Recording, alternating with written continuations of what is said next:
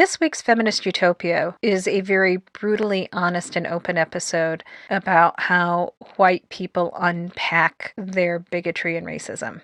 Especially if you're a person of color, you might find the direct stories we discuss troubling, and for that we apologize, but we also feel it's important to actually speak these stories so that other people can learn how to unpack their issues as well. Hope you enjoy the episode.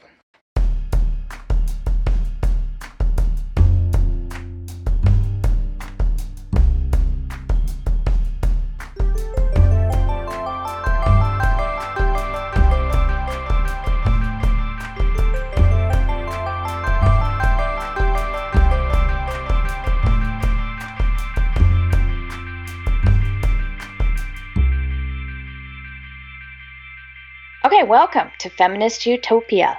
Racism is as American as apple pie. And in our Feminist Utopia this week, white women actually face this fact and begin to take their share of responsibility and do their share of the work necessary to start dismantling this system.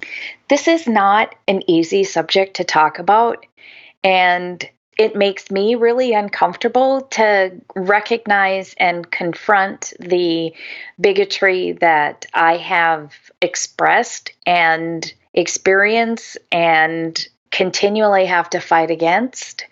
So I appreciate your willingness to go on this journey with me. Yeah, me too. I don't really like telling people the horrible, mistakey things I've done in my past either. But it's important to acknowledge what you're doing wrong so you can turn around and start doing it right. You can't change what you don't acknowledge. Exactly. But before we get into white feminism and what a white feminist is, and that white feminist is in quotes, but I wanted to visit. Last week, we talked about Ellen and her buddy, George, and the whole being nice. And this week, there's been a few other things that have been happening in the news, and I wanted to give a shout out to the not so nice women, Hillary Clinton, filmmaker and activist Dream Hampton, and performer Brandi Carlile, among other women who refused to attend the Fortune magazine's Most Powerful Women Summit because they featured Kirstjen Nielsen, who you might remember as the former Secretary of Homeland Security, who helped implement crimes against humanity at the southern border. The whole immigration issue with putting kids in cages, she carried that order out. And she sent her surrogates into court to defend not giving them medical treatment and not giving people soap and not giving people toothpaste, as if that was a good thing. I'm kind of surprised that they're featuring this woman to begin with, but I'm really proud and impressed and happy that so many other truly powerful women have said, yeah, no, I don't want to be in that same zone. I'm really shocked that Fortune didn't buckle to the pressure that they were under, and I'm disappointed. And I do think less of the women who went. Yes. And one of those women was Tulsi Gabbard.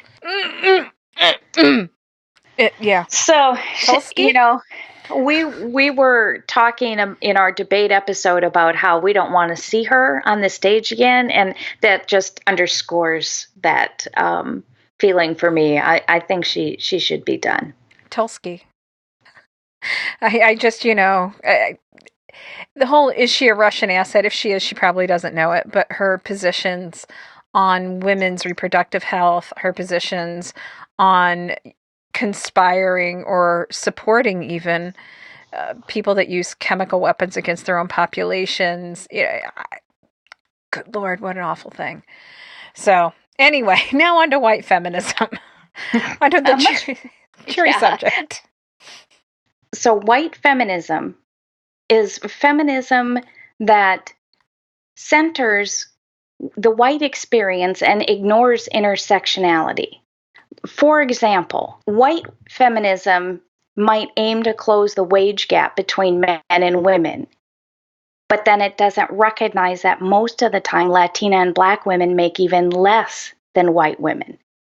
Or maybe they believe that police brutality should be viewed as a feminist issue, but doesn't recognize that police brutality affects women of color much differently than white women. Sandra Bland, perfect example.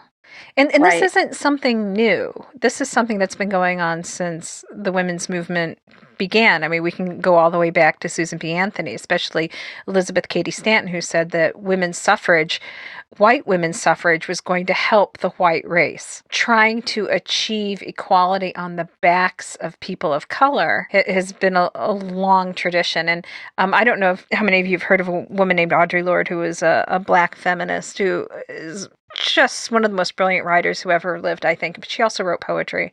She's unfortunately no longer with us, but she wrote a poem that said, "Who said it was simple?" And it's a poem about sitting after an event with a bunch of white feminists who were sitting there complaining about how the black women that they had hired to care for their children during this feminist protest weren't doing their jobs right. Wow. It's, and I'll put a link to it in there, and I'm not going to quote it, but it's all over the internet. Yeah, but it's because she talks about all of her intersections, because she was also a lesbian, so she's a black woman, she was a lesbian, and where these intersections of oppression meet is very difficult for white feminism, in quotes, to see or acknowledge or deal with. It is tricky because, I mean, a white feminist and an intersectional feminist both believe, most likely, that all women of all races deserve equal rights and opportunities. But the white feminist believes that women being equal means that all women face identical struggles regardless of their racial identity. And it assumes the way that white women experience misogyny is the way all women experience misogyny, and that is just not true. What's really interesting to me about it is how the lessons we are taught as white women about being nice and stuff, that this carries over into the going back to the being nice episode. The idea that being nice is enough and will get you out of things is a perfect example of this. How that doesn't work for black women. Um, Being wealthy doesn't keep black women alive in childbirth in Texas. Texas has one of the worst maternal mortality rates across the board, but it's even worse for women of color, especially black women, regardless of socioeconomic status. Anyway, it's just one of those things that we all see the world through our own lens, and part of it is being an intersectional feminist is putting on another set of lenses and opening our ears to hearing the experiences of other people. Exactly. When we hear these experiences of other women, women of color, I think I know I've seen in feminist spaces, especially from white women, this immediate resistance to, well, that's because you didn't get an education. That's because of anything but racism. Yeah, you're overreacting. Yes. Or it doesn't have to do it doesn't have anything to do with race. Yes. And when you have those thoughts, that's when you want to take a step back and say, you know, is that really true? Why is this bothering me? And I think it's important to recognize, especially in those spaces when a black woman comes up and says this was a problem, we don't get to say, "Oh, I'm sorry, you're overreacting." It's never the offender who gets to decide when they've offended someone. We've talked about this in terms of men and women, that a man doesn't get to decide what misogyny is in my space. Guess what? We don't get to decide as white people what's racist when confronted with it by people of color, black people, brown people, whatever. Right. And white privilege plays, such a central role in white feminism. And we have the luxury of dismissing race issues in general because we are privileged and we're not marginalized based on our race. So it's easy to forget to include race in our work. And we need to just kind of open up our eyes to that and recognize that we get benefits from our whiteness Every day. Every single day. And I think it's interesting, even how we're talking about it is an example of white privilege in some ways, because we're talking about it in terms of it's racism or whatever. It's really whiteness. Whiteness is the issue here. And I think that leads into what the primary goal is for white people working to understand racism is not simply to learn how racism impacts people of color, it's how our whiteness gives us privilege. What do we get from this? And how we participate in that system and ways that we can use our whiteness to interrupt it. Right. And when we talk, again about that word unpacking, these are really complicated issues. And sometimes it's really difficult to see how you benefit from being white because you experience every day you don't have the perspective that you need to even see how it's affecting you. And that's why we need to sit back and listen to other perspectives and really examine our role in this. People try to say, well, I don't really see color. Yep. Or maybe I have, friends of all different races. I don't see color. But that's not really a thing. I mean, when you try to exclude yourself from that conversation of race, it's just as irrational as a man saying that there's no way he could be sexist or misogynistic because he's married or has a daughter. Yes, exactly. When you say, I'm not part of that conversation, and I want to applaud you, Benita, for being so honest about your own experiences in our previous episode. That was putting yourself out there and incredible. And you didn't do it in a way that you were saying, I was above this. You admitted your part in the system. And I think that's really a huge part of unpacking and unlearning and using your whiteness well. You're not running around screaming, I'm so woke. You are not all white people. You are saying, yes, me. And I think that was the actual opposite of white feminism. So go you. Well, it is certainly not something that I'm proud of. It Yes. appalls me, actually.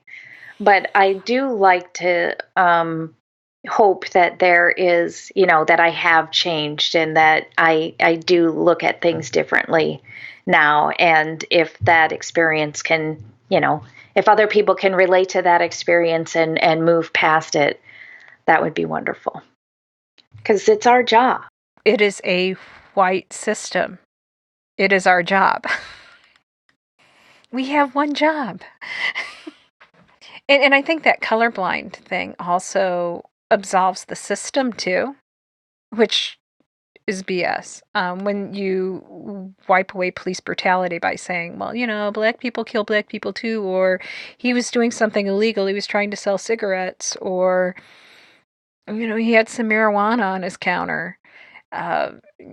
You're coming in with a very BS argument. Like when they say, oh, she shouldn't have worn that skirt. Oh, she was wearing a thong under her jeans. This really happened. So she was asking to be raped. Right.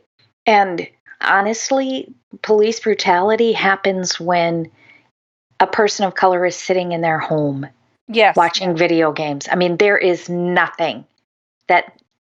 literally nothing that they can do to prevent that. I mean, when you can be killed sitting on the couch playing video games with your nephew simply because you left your door open to get a breeze. Yep. I mean, that's something that, we do. That's a great example, too, of white privilege.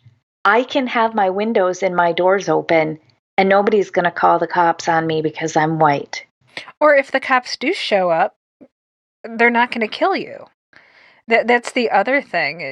You could be someone who just shot up a bunch of people at church, like Dylan Roof, and you're going to be taken into custody alive, and they're going to stop and get you some Burger King on the way to jail. But this woman was literally in her own home. Right. So that's one thing that we do that is not helpful in our conversations about race, is trying to kind of say, oh, I don't see color. It doesn't affect me. Well, Another of course thing it that doesn't. Yeah, you're white. It doesn't yeah. affect you.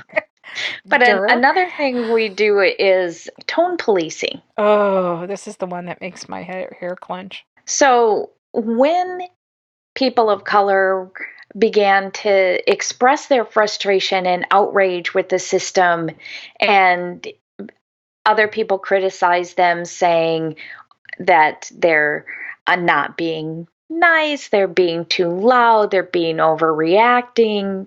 All of that is what we mean by tone policing. And I think Ellen was a good example of that when she said, when I say be nice to everyone, I mean be nice to everyone.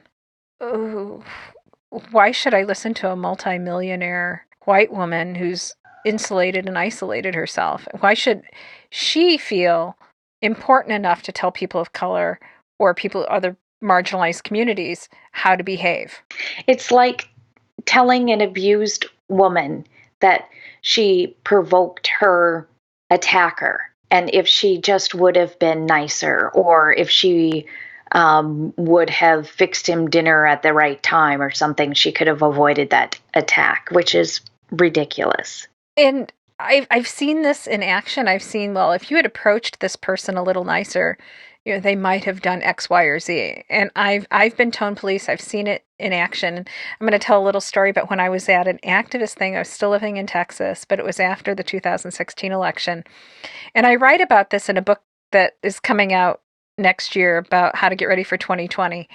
And I was sitting next to a woman I know from other Houston spaces, a black woman.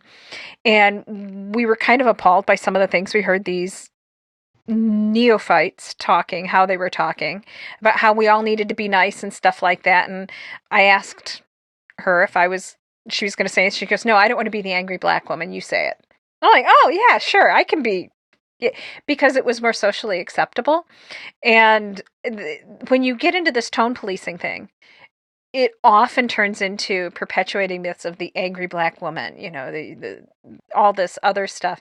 And it's one of the things that I hadn't thought of. Here's my embarrassing story. I didn't think about that when I was like, hey, you going to say something? And she's like, why don't you? And I'm like, oh, okay. It hadn't occurred to me because she didn't want to be put in the angry black woman category, which is what a lot of white feminists do. Well, if you were nicer to me, I would have listened to your issue better. Right. There's no nice way to say you're being racist ignoring the racism right in front of you. There's no way. Exactly. And, it's just another burden we put on people of color. They have to put up with so much. They are angry. They have a right to be angry. They have a right to express that anger. And it's good that they do. We don't have the right to tell them that they're overreacting or they need to tone it down or reframe it in a nicer way. That's not helpful. It's not helpful. It's not nice.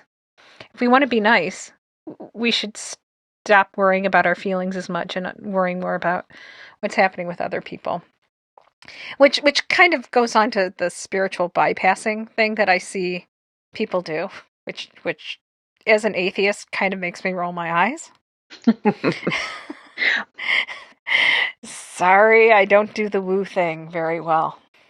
But I do think that it's a good description of what's going on, because spiritual bypassing is kind of that demand for unity and peace, and trying to twist your actions to make yourself look better, and your criticizers or detractors or the people that point out your racism look bad.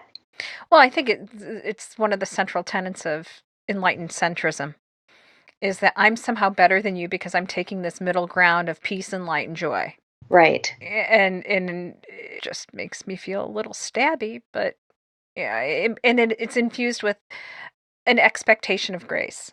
And there was a performance again in Houston. All these good things happen in Houston, folks, called Dialogues of Grace. And one of the characters in this performance talked about the tremendous amount of grace that people of color give white people by not rioting, by not tearing things down, by not burning everything to the ground in spite of the lynchings, in spite of Jim Crow, in spite of the ongoing racism. Demanding grace is what spiritual bypassing and saying, well, I'm so enlightened, I'm peace, love, and light. That's what you're demanding grace from the people that you're actively oppressing. Right. And I think another more minor example, but I mean, we talk about microaggressions and these are real, but it's like asking a Black woman or a woman of color, whatever, to touch their hair. I don't get that. I see it, but I don't get it. Yeah. How many times a day? I mean, you don't know how many times a day a woman with, long braids or dreadlocks or purple hair or whatever gets asked by other people if they can touch her hair. And I find that offensive and creepy. I have had people ask to touch my hair because I have gray hair, and I think that it's weird. And I said no. But see, that's where my privilege came in. I Exactly. would, I could say no and not be all of a sudden labeled as aggressive and mean and the angry Black woman because I have that privilege to say no to people touching me. And I don't think that a lot of women of color feel that they have that privilege to say no. Realistically, do they? And white women should relate to this, because we are taught that when we're cornered on a bad date or we're stuck in an elevator alone with a guy who's being creepy, we're to nice our way out of the situation. We don't extend that same knowledge to people like, oh, I want to touch your hair. No, don't touch my hair. Well, you're being mean to me.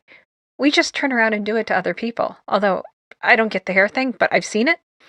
Several of my Black friends have experienced it. I've seen it happen to my Black friends at a fast food restaurant. Weird. Yeah, weird. And sometimes I think even saying nice hair gets annoying to them after a while too. So I tend not to comment. But there are more creepy things that go on in this whole white feminism. Centering is, I think, one of the most common ones. White women get so caught up in how they feel when Black women are expressing themselves that they have to jump in and start talking about themselves and their experiences and what they think would be a better solution to the problem or whatever she's talking about, and offer suggestions as to what they can do to make it better. Yeah, and just to be clear, nothing we're saying here today, Benita and I are saying here today, is telling any person of color how to undo racism. We are speaking today directly to white women and any white men who happen to pick up. But we are not trying to tell BLM they should be nicer. And it's, I've seen it when it happens at this thing where my activist friend said, no, you speak up. It was a bunch of white women who had normally done PTO stuff, literally created an organization out of nothing, but it was literally all white in one of the most diverse counties in the United States, and they couldn't find a single person of color to join them because they probably didn't know any. And they got up and talked about which Disney princess described their activism. And it was the whitest thing I think I've ever seen. But it was a perfect example of centering. They weren't ready to listen or hear from other people, which also led into the white savior complex. These were going to be the white organizers who were going to save the world. The organization kind of fell apart within 2 years, but that's a story for another day. And it comes down to centering because we're also supposed to worry about their feelings. Those tears. Again, not the feelings of the women of color that are on the front lines and doing the work, but the feelings of the white girl tears, And we did see a lot of people worrying about how Ellen felt. Someone actually said on our Facebook page, Ellen went up there and was open and honest with herself. And how dare anybody tear her down? Like, we should worry more about Ellen's feelings than about the million or so people in the Middle East that no longer exist because Shrub destabilized the entire region. I mean, that's a perfect example of centering. And Ellen centered herself in that as well. Mm-hmm. Yeah. But here's the thing. and Benita and I have talked about this, and I actually have had a Native American activist tell me to do this. Use your tears. Oh, yes, I have seen it in action.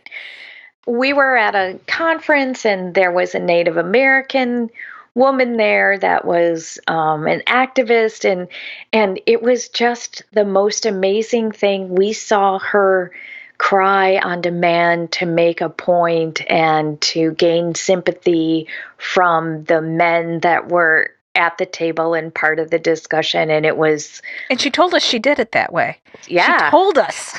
This isn't like, oh, we think she did. No, she told us and told us we should do that. They like the tears of white women. Then they can fix it for you. Because we have this white savior complex. So that was my advice from an activist of color. So, but we're not suggesting that you try that or that you continue that. No, I'm an ugly crier, and if I'm crying, I'm usually angry, and it's never good. So today we have talked a lot about what white feminism is and what is wrong with this view. And I hope that you learned something. And in our next episode, we'll have a discussion of actual concrete things that you can do to make sure that you're not doing some of these things like the white savior and tone policing. We'll talk about some solutions maybe to the problem coming up next episode. And one more thing, I hope you all learned something. I'm with Benita on that, and I hope you feel uncomfortable. I do. Thank you so much for listening this week, and we look forward to you joining us next episode.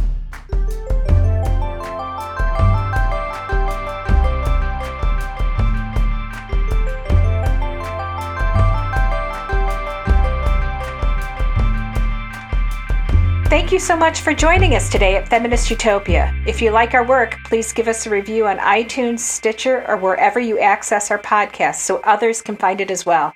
You may also become a Feminist Utopia patron at patreon.com to show your appreciation.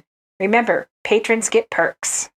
And check out our blog and other resources at our website, feministutopia.net. Email us your idea of what a feminist utopia would look like or any questions to info@feministutopia.net. We appreciate you taking the time to listen and grow with us. Feminist Utopia is created by Debbie Williams and Benita Malone.